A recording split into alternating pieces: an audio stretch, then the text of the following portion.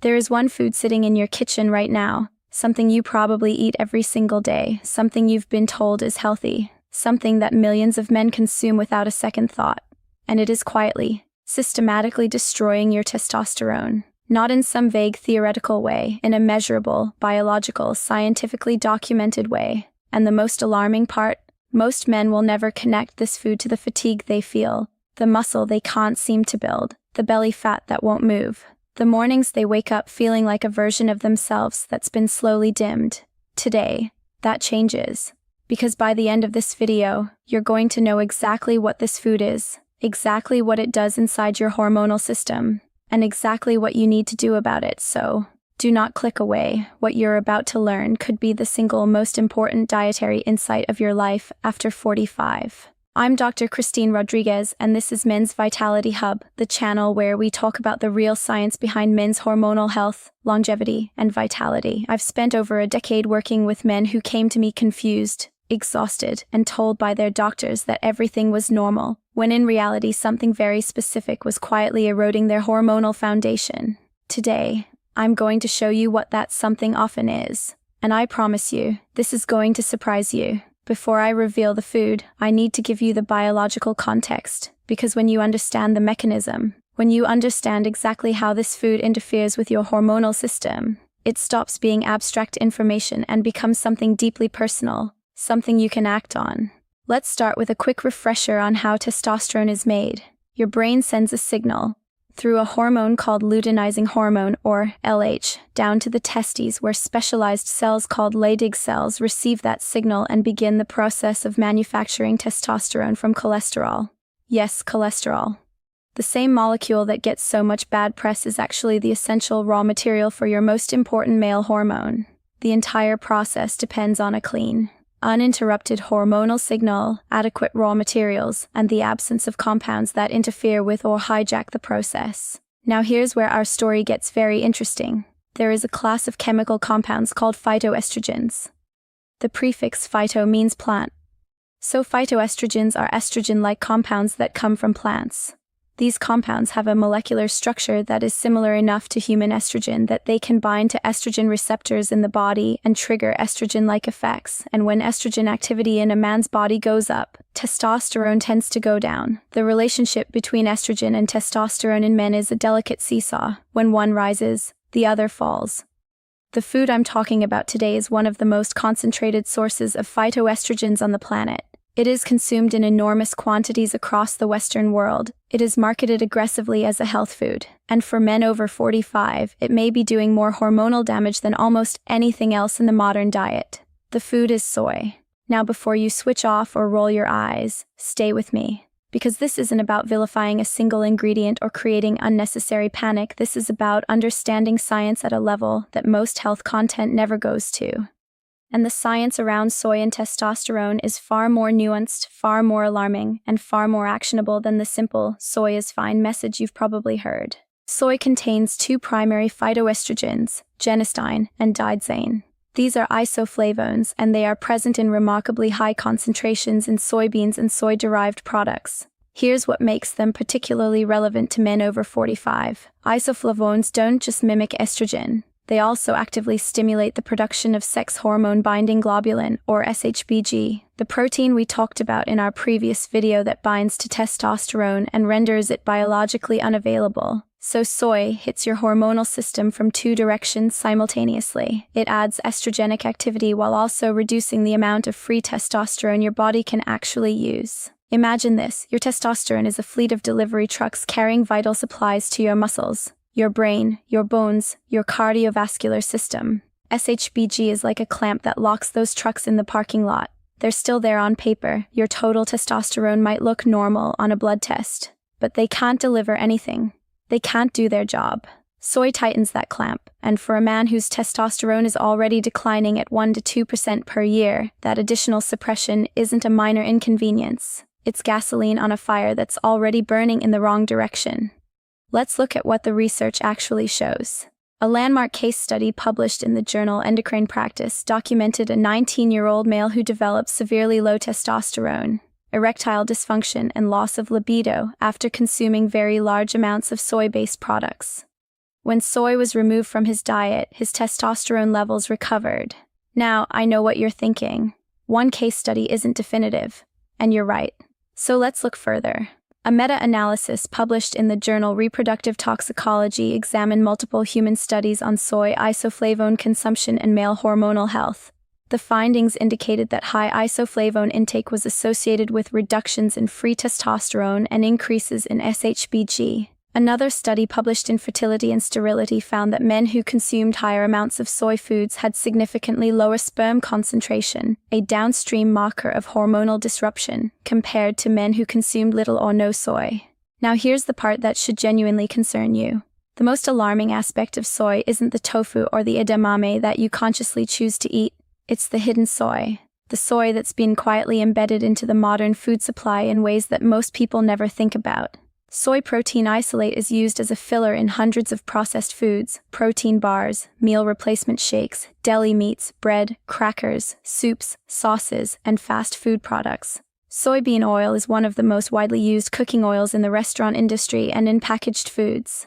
If you eat out regularly, if you consume processed foods with any frequency, if you drink certain protein shakes or eat certain meal replacement bars, you are very likely consuming significant amounts of soy without ever choosing to do so. And then there's something that many men don't realize. Conventional livestock are often fed soy-heavy diets. This means that soy isoflavones can be present in trace amounts in conventionally raised meat, eggs, and dairy. The concentrations are lower and the hormonal impact is debated, but for men who are already hormonally compromised, every source matters. Still with me?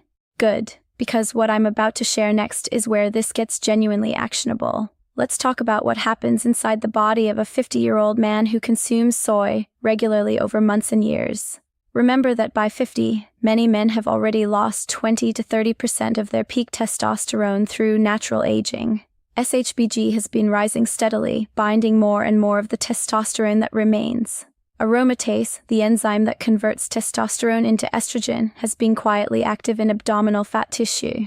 The hormonal landscape is already challenged. Now add a daily soy protein shake in the morning, a soy-based protein bar in the afternoon, a meal at a restaurant where the cooking oil is soybean-based, processed bread that contains soy flour. This isn't a dramatic scenario. This is Tuesday for a lot of well-intentioned men who think they're eating healthily. The cumulative isoflavone load from this kind of diet can be substantial, and over time, the effects compound. The estrogenic stimulation from isoflavones pushes estrogen activity higher. The SHBG elevation reduces free testosterone further. The net result is a man whose hormonal environment looks increasingly like one of estrogen dominance, characterized by increased body fat, particularly around the chest and abdomen, decreased muscle mass, low libido, emotional flatness, fatigue, and the slow erosion of everything that makes a man feel like himself. Now I want to address the counter-argument directly, because intellectual honesty matters here. There are researchers and dietitians who argue that soy is safe for men, pointing to the fact that Asian populations have consumed soy for centuries without apparent hormonal disruption. This is a legitimate point, and the explanation lies in several factors. Traditional Asian soy consumption tends to involve fermented soy products like miso, tempeh, and natto, in which the fermentation process actually reduces the isoflavone content significantly. Serving sizes are also traditionally much smaller. And the overall dietary context, less processed food, lower caloric intake, more diverse phytonutrients, is very different from how soy is consumed in the modern Western diet.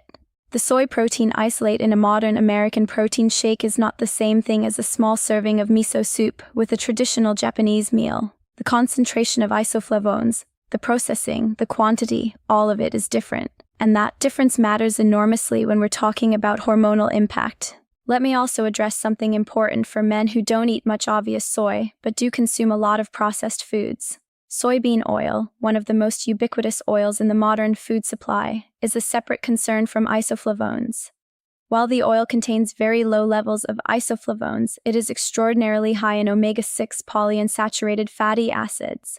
And here's why that matters for testosterone. Research has shown that diets very high in omega-6 fatty acids and low in omega-3 fatty acids are associated with increased systemic inflammation. Chronic inflammation, in turn, suppresses testosterone production by interfering with the HPT axis, the hormonal communication chain between your brain and your testes, so even if you're avoiding tofu and soy milk, The soybean oil permeating processed and restaurant food is contributing to an inflammatory environment that works against your hormonal health. So what do you actually do with all of this information? The first step is awareness. Read labels. Seriously, start reading the ingredient labels on the foods you buy. Soy protein isolate, soy flour, soybean oil, soy lecithin. These are the forms you'll most commonly encounter in processed foods. You don't have to achieve zero exposure overnight, but you do need to start seeing what you're actually consuming. The second step is to replace soy-based protein sources with alternatives that actively support testosterone production. Whey protein, derived from dairy, is one of the best studied and most effective protein supplements for men with no estrogenic activity. Egg whites, lean red meat, wild-caught fish, and chicken are all excellent whole food protein sources that provide not only amino acids for muscle protein synthesis, but also the dietary cholesterol and saturated fat that serve as raw materials for testosterone production. Remember, testosterone is built from cholesterol. A diet that demonizes fat and eliminates cholesterol is, in a very real sense, a diet that removes the building blocks of your most important hormone.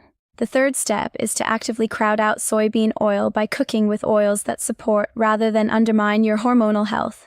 Extra virgin olive oil, grass-fed butter, coconut oil, and avocado oil are all excellent choices. They provide monounsaturated and saturated fats that support testosterone synthesis without the inflammatory omega-6 load of soybean oil. The fourth step is to address the broader estrogenic environment. Because soy, as significant as it is, doesn't exist in isolation. There are other dietary sources of estrogen-disrupting compounds, plastics that leach xenoestrogens into food and water, conventional produce treated with pesticides that have estrogenic activity, alcohol that promotes aromatase activity and testosterone to estrogen conversion. Taking control of your hormonal environment means looking at all of these inputs, not just one. Let me give you a practical, real-world example of what a hormone-supportive day of eating looks like. You start the morning with 3 or 4 eggs cooked in butter or olive oil, cholesterol, healthy fat, high-quality protein, all in one. You add some smoked salmon or leftover steak for additional protein and omega-3 fatty acids. Midday you have a salad built on a base of leafy greens, which contain compounds that support healthy estrogen metabolism, topped with grilled chicken or grass-fed beef, avocado for monounsaturated fat, and a dressing made with olive oil and lemon. In the evening, a portion of wild-caught salmon or a grass-fed beef dish with roasted vegetables cooked in avocado oil. For snacks, a handful of pumpkin seeds, one of the best dietary sources of zinc, the mineral most critical for testosterone production, or some Brazil nuts, which provide selenium, another essential cofactor in the testosterone synthesis pathway. Notice what's absent from that day: soy protein shakes, processed protein bars, fast food, soybean oil, refined carbohydrates. Notice what's present: cholesterol, healthy fats, zinc, selenium, omega-3 fatty acids, high-quality protein. The difference between these two dietary patterns, sustained over months and years, is the difference between a man whose hormonal system is slowly collapsing and one whose body is producing testosterone at the highest level his age and genetics allow. I want to leave you with something that I say to every patient who sits across from me in clinic because it captures something important about where we are right now. The modern food environment was not designed with your hormonal health in mind. It was designed for shelf life, profit margins, and palatability. The soy that fills your protein shake, the soybean oil that saturates your restaurant meal, the processed bread with soy flour. None of it was chosen because it's good for your testosterone. It was chosen because it's cheap, shelf-stable, and filling. That's the reality of the food industry, and the men who understand that reality, who take the time to understand what their hormonal system actually needs, are the ones who age on entirely different terms than the men who simply trust that what's on the supermarket shelf is what their body needs. What you eat every day is either building your vitality or silently stealing it. The good news, and I want you to hold on to this, is that the body responds. When you remove the compounds that suppress testosterone and replace them with the nutrients that support it, you often see measurable changes within weeks. Energy starts to return, sleep improves, the brain fog begins to lift, the body composition starts to shift. These aren't miraculous transformations, they're what happens when a biological system gets the right inputs after a long period of receiving the wrong ones. Your body is always listening to what you feed it. Feed it like your vitality depends on it, because it does. If this video opened your eyes to something you didn't know before, If you're going to go check your protein powder label after this, or think twice before ordering that processed meal, please hit the like button right now. That one action helps this information reach more men who are searching for answers and don't yet know where to look. And subscribe to Men's Vitality Hub if you haven't already. Because every week we're here with exactly this kind of evidence-based, no-fluff information designed for men who are serious about their health after 45. And before you go, I have a question for you. And I genuinely want to know your answer. How much soy are you consuming right now without realizing it? Drop your answer in the comments below. Are you a protein shake guy? Do you eat out frequently? Are you going to check your labels after this video? Tell me, because your answer might start a conversation that helps someone else in this community make a change that matters. Thank you for watching. Stay intentional about what you put in your body, and I'll see you in the next one.